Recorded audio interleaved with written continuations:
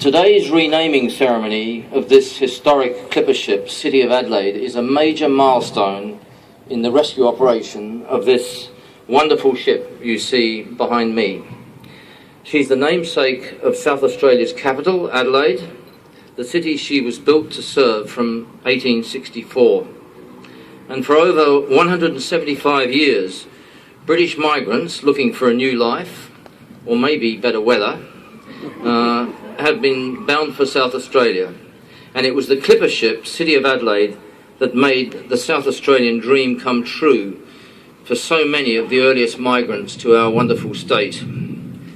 She's a powerful reminder of migration through the generations and the vibrant trading relationship that South Australia and Great Britain share to this very day.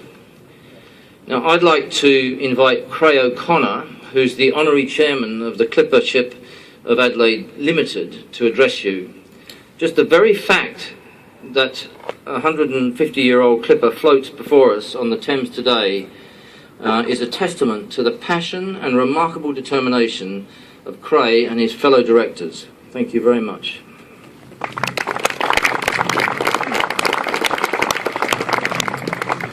Thank you, Bill. Your Royal Highness, the Duke of Edinburgh, Bill Muirhead, Agent General for South Australia, Kevin Skipworth, Agent General for Western Australia, Wendy Chapman, the former Lord Mayor of the Adelaide City Council, representing the current Lord Mayor, and Luke Wormald and Ranald McGuinness, representing the Scottish Government. We are honoured by the presence today of His Royal Highness Prince Philip, the Duke of Edinburgh. I acknowledge the presence of many distinguished guests who have come today to witness the renaming ceremony of the clipper ship City of Adelaide, and I thank you for your support.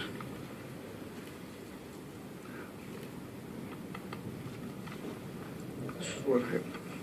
The clipper ship City of Adelaide was built in 1864 at Sunderland in England for part owners Devitt and Moore, and 1/4 was owned by the South Australian Copper Mining Company. From 1864 to 1893, she traded regularly between English and South Australian ports and made 23 return sea voyages. She was a very fast little ship with a 65-day run from London to Adelaide to her credit, and carried up to 300 migrants per voyage. She usually loaded wool at Port Adelaide and Port Augusta, together with copper ore and copper ingots. She also carried passengers returning to England, and her cargo to South Australia included valuable supplies of medicine, mail, newspapers, stable foodstuffs and merchandise. South Australia was founded in 1836 by a group of men in London forming the South Australian Company. It was settled on private enterprise principles, and unlike other Australian colonies of the time, did not have a convict past. Passengers who arrived in Adelaide made extremely important contributions to the fledgling colony of South Australia. On one return journey to England, the ship was struck with bad weather off the South Australian coast near Kangaroo Island and lost her rudder. A new rudder of Australian timber was hastily constructed at Fletcher's Slip and fitted to her. This rudder has recently been transported back to Adelaide and is awaiting being reunited with the clipper ship City of Adelaide. The preservation of heritage buildings is of high importance in both Britain and Australia. There has been less importance placed on maritime heritage. Our custodianship of the City of Adelaide allows us to make a most important contribution to maritime history. My 5 directors and I are delighted to have rescued this ship from near certain destruction and prepared her for her last journey to South Australia. The Cutty Sark and the City of Adelaide are the last 2 surviving clipper ships in the world. This ceremony taking place at Greenwich, where these 2 clippers probably met at wharves on occasion. This is the last time that these 2 vessels will be together in the same maritime environment, and therefore is a very important day in the history of both vessels. At a conference in Edinburgh in 2001, it was agreed she should in future be known simply as City of Adelaide. At the time, a renaming ceremony was not conducted.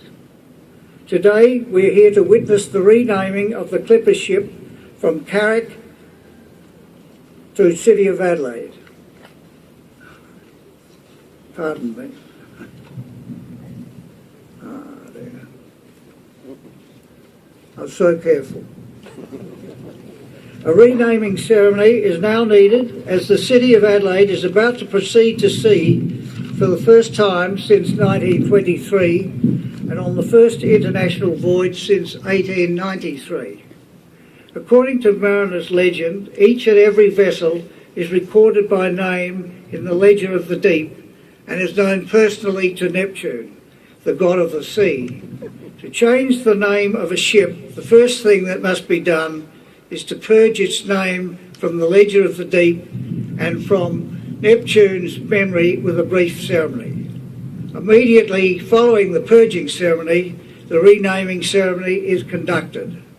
This is then followed by a final ceremony to appease the gods of the four winds. Ceremonies involving naming ships are based on thousands-year-old traditions. Ancient civilizations called on their gods to protect their ships and those who sailed in them. The Romans sought favour from the god of the sea, Neptune. Sponsors of British warships were customarily members of the royal family, senior naval officers or admiralty officials. Before commencing the ceremonies with the sponsor and witnesses, it is necessary to remove every trace of the ship's former identity in order to avoid bad luck. This has been an easy task, with the denuded hull of the clipper having been scoured and cleaned to meet the quarantine requirements for entering Australia.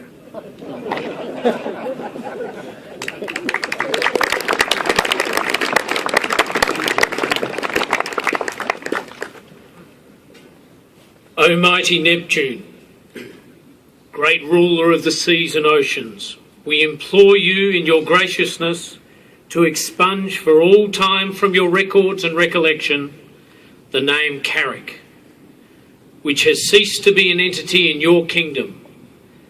As proof thereof, we will submit these ashes bearing her name to be corrupted through your powers and forever purged from the sea.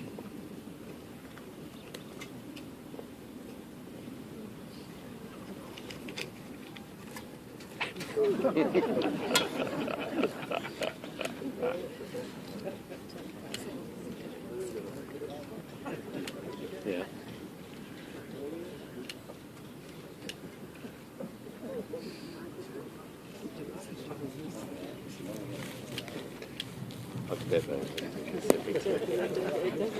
It is burning.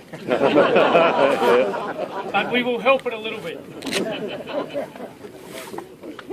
I'm sure Neptune would be very happy.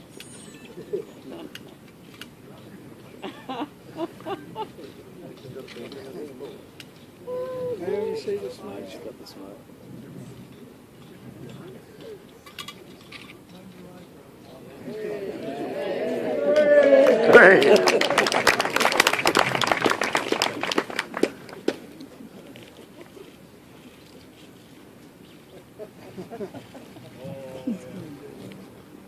So as is customary, I will now return the ashes to the River Thames.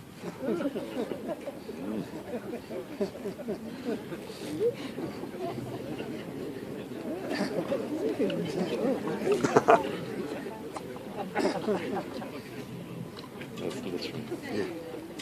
Something's there. The EPA on the hill. You made the comment earlier.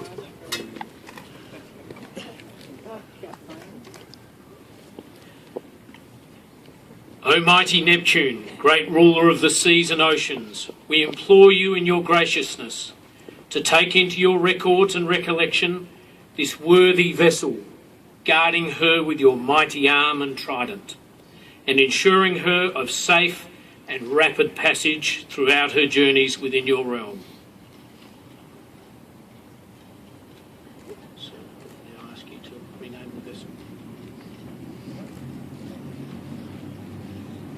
Well, I declare that this ship is now going to be called City of Adelaide. I hope she has a long and successful career in her reincarnation.